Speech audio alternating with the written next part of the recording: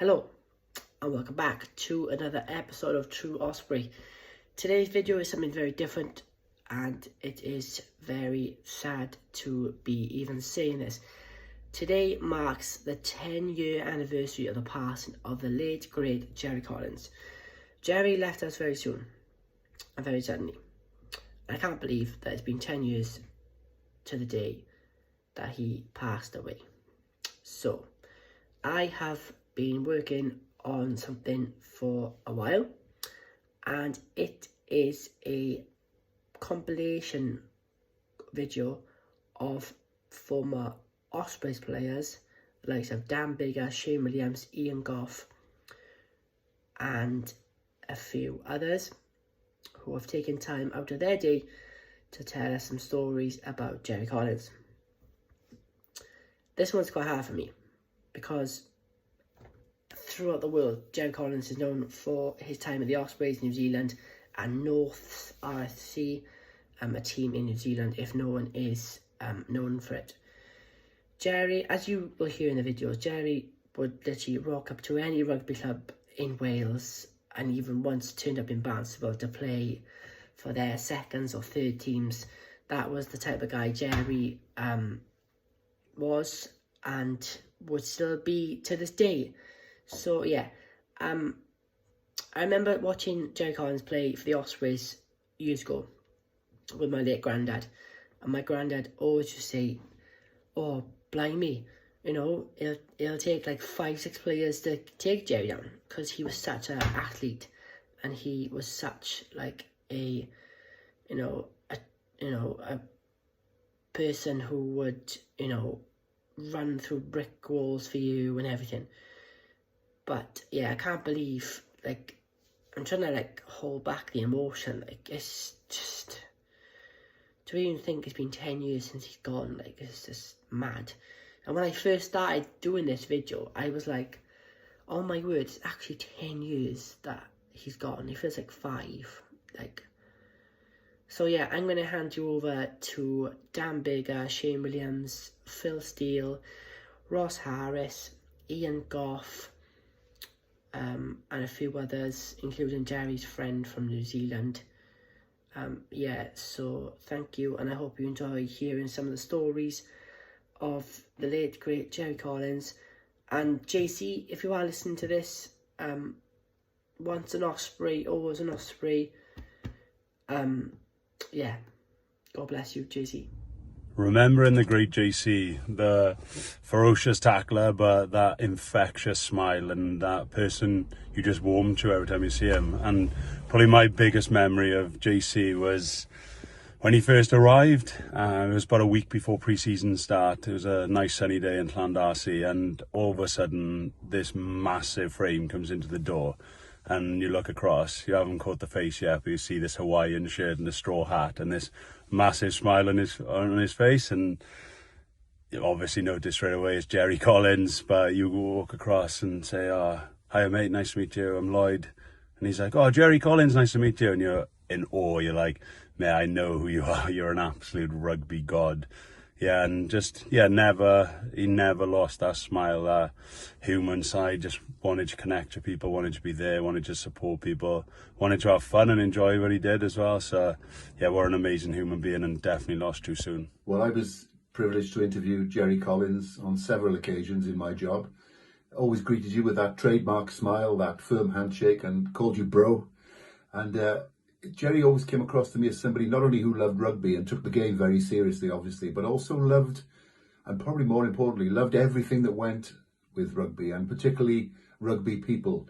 There's lots of stories of him going on a Sunday after an Ospreys game to some local rugby club around Wales and having a few pints with the locals, turning up at Barnstable in Devon when he was on his travels one day and playing a game for Barnstable's second team.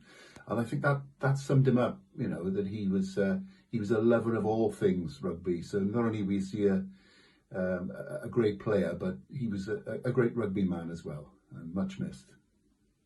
Remember being out in Wellington at the Grand, which had quite a strict dress code.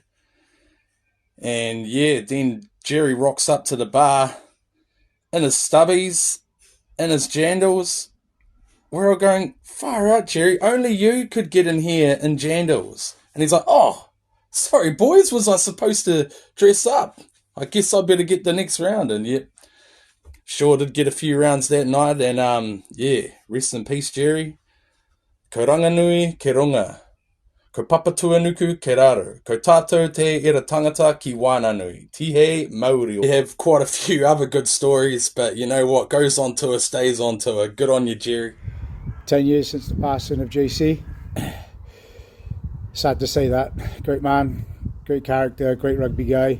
At the time when he came to the Ospreys, we were fortunate enough to have some real big players in terms of the likes of Philip Tier, Justin Marshall, Marty Holler. Throughout the years, some great names, Spicy.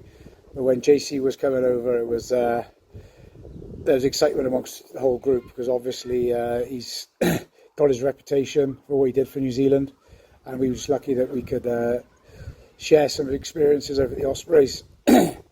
Jerry definitely showed us how to prep for weeks differently. For the local boys, we're quite a young group. I mean, I can remember coming in a Monday and a Tuesday, and he'd turn up in his tracksuit bottoms, and we'd be saying, Jerry, we need to practice our lineouts. And he'd just say, nah, I'm not jumping today. But then you come the tail end of the week, and he knew how to turn it on. He's obviously a big match player, and he'd be chucking out the man of the match performances we all know, we all loved. Europe epitomised it. You turn up on the Monday morning, he's already out doing his sled sprints, doing all the training you haven't seen him do for the league games. And we say, Jerry, how come you're training so hard? And he just say, this is what I'm here for, bro. This is what they pay me for. And then lo and behold, he'd have a man of the match performance on the big stage in the European games. And that's what everyone kind of learned from Jerry. He knew how to enjoy himself. He knew how to... He knew the game in and out, and when he crossed that white line, he knew how to turn it on, and that's exactly what he was, a big test match animal. Like I said, we were very lucky to share some rugby experiences with him. Very fond of my time with Jerry, and I can speak on behalf of everyone, not just in the Ospreys, but everyone involved in Welsh rugby. We were lucky to have him over here. Jerry, gone too early, sad obviously, but never forgotten, mate. Much love from everyone over here. Hi everyone, Ross Harris here. Obviously covered Jerry Collins so many times when he was a star at the Ospreys, and loved watching him in Super Rugby and at Test level as well. An absolute one-off, one of a kind. There'll never be another one like him. Full of life. An absolute animal on the pitch, brutal tackler, huge physical specimen, and not the kind of guy you ever want to find yourself one-on-one with. But off the field, as I'm sure so many of those stories have made clear, just the ultimate gentleman, a real heart of gold. So many stories about how, as I think Dan Bigger mentioned, he bought a 40-inch television for a local pub just out of the kindness of his heart, so they could get a better view of the game. You've all heard the stories about him turning out for local clubs. I think it was Barnstable down in Devon. He just happened to be there travelling, and they were a man short, and he just put on their kit and ran out, and the players around him were just in awe that this global superstar was willing to muddy himself on the boggy pitches of Barnstable. Just an amazing bloke. And I remember vividly the day I found out he died, and it just felt unreal. Someone with that much zest and energy and such a powerful life force could suddenly no longer be with us. Just want to pay my tributes to an amazing rugby player and a great bloke as well. Hi guys, I only played with Jerry Collins once, and that was for the Barbarians in 2009. For anybody who knows, the Barbarians is a pretty interesting week. It's very light on rugby and very heavy on social activities. So the night before the game, I was determined to try and stay away from any alcohol. So I went over to a friend's house for dinner, and then was coming back through the lobby, and I got this because from across the bar, and there was Mr. Collins, called me over, and we ended up sitting down for 4 or 5 pints. It was rare opportunity to actually get to know the lad, and found an awful lot about. Had a good chat with him and about his life back in New Zealand, his dad, and everything. And it was a really enjoyable evening. It's just a shame we were playing an international the next day. So I woke up like a bag of hammers. Had to have a serious chat with myself in the mirror, and he played like an absolute legend. Well, I got called up to the Lions shortly after that, so maybe he was looking out for me in his own different way. Shmai Pawb, Shane here, and obviously it's 10-year anniversary of JC's passing. I can't believe it's been that long really, but just want to say quickly what a legend he was. We all know what he did on the field with the All Blacks and of course the Ospreys. And I'd have the pleasure of playing alongside him for the Barbarians and the Ospreys as well. Was, you know, unbelievable. What a player. But off the field as well, just a class act. One of the nicest guys you meet, believe it or not.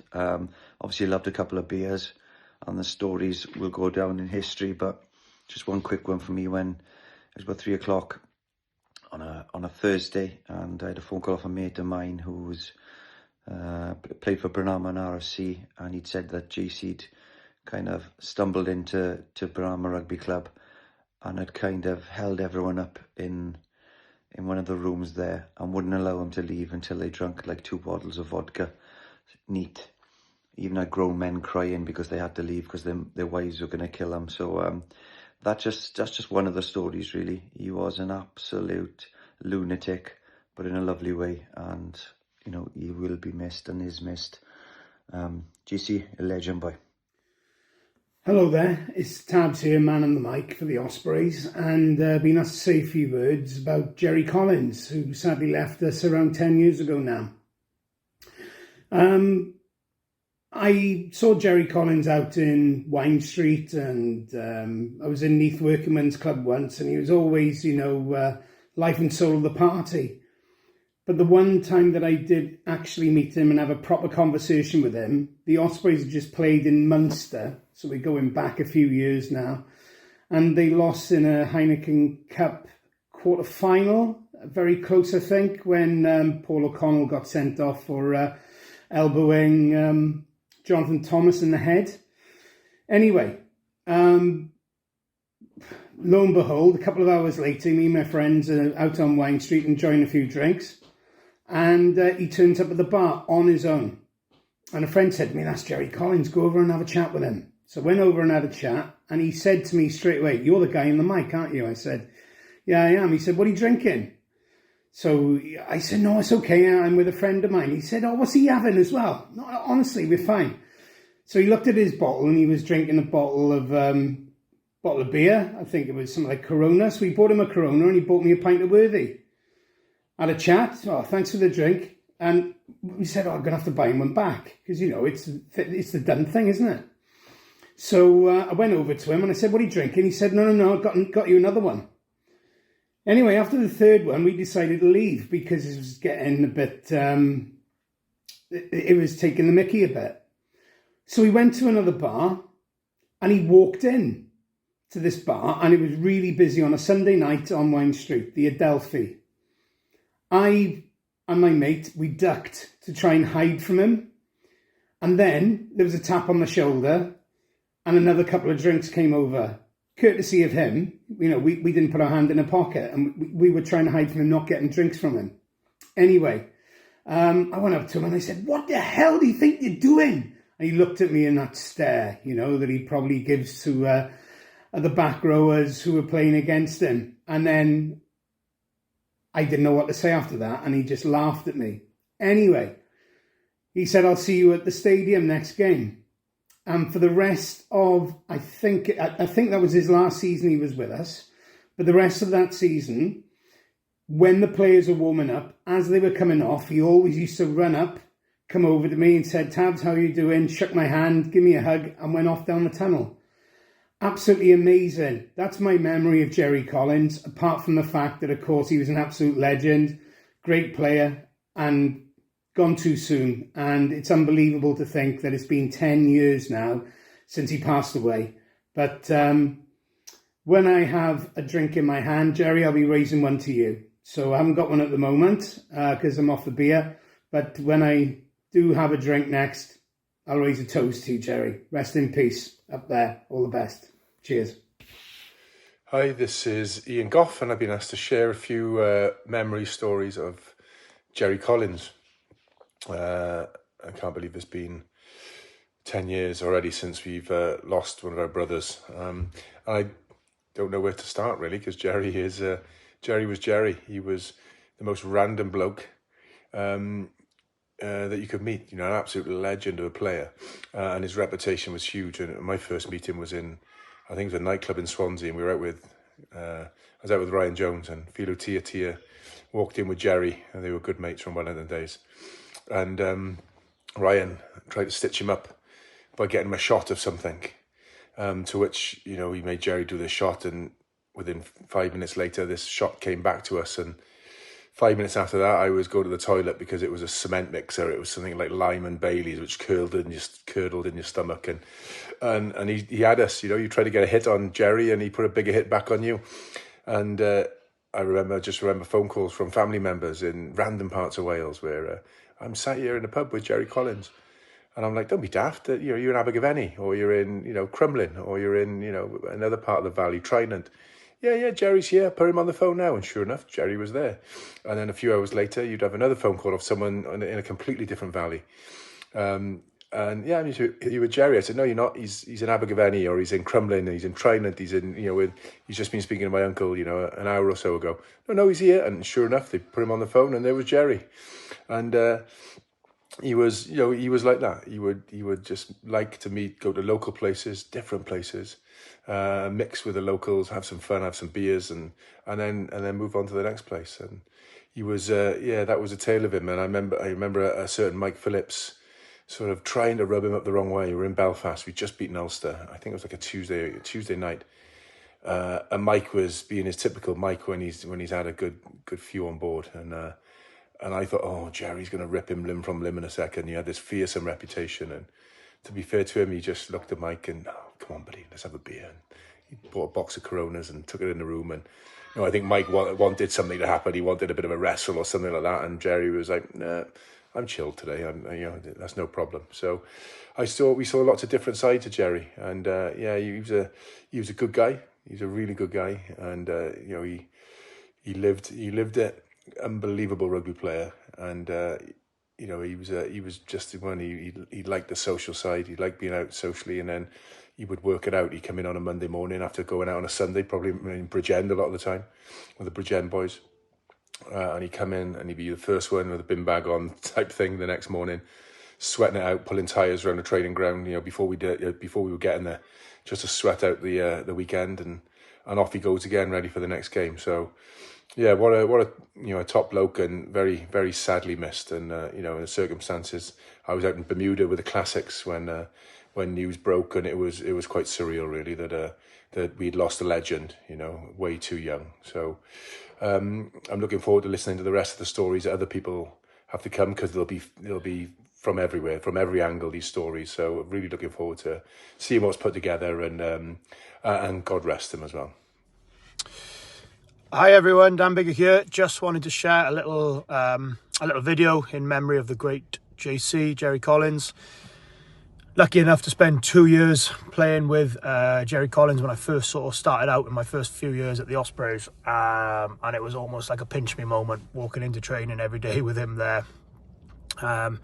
Just a generally top guy. I think he visited every sort of pub or restaurant in South Wales, a lot more than I did in my time there in Wales anyway. So just an all-round brilliant guy. I remember one time the Six Nations was on, and he went into one of the pubs in Wales, some obscure village probably, and the TV was on a small TV in the pub.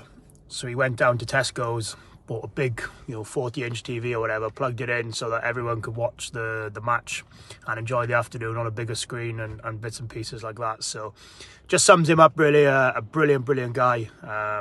hard as nails, brilliant for the Ospreys, and someone who helped me a huge amount. And like I said, was a real pinch me moment, being able to step outside or step on the pitch with him and train with him day in, day out. So RIP JC, you'll never be forgotten, mate.